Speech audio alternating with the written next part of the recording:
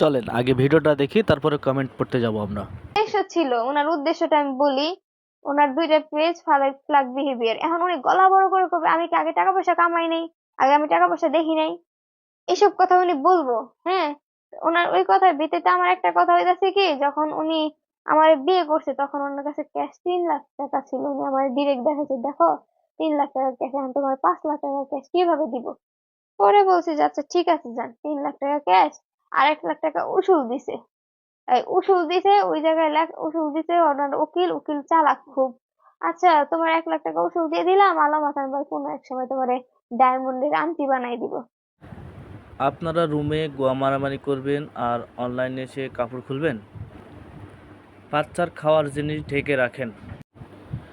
ওরে কেউ একটা ব্রা কিনে দেন আমার পক্ষ থেকে। ভাই আমার নাম্বারটা দিয়ে দেবনি, আমাকে টাকা পাঠিয়ে দেন। সাইজ তো সেই।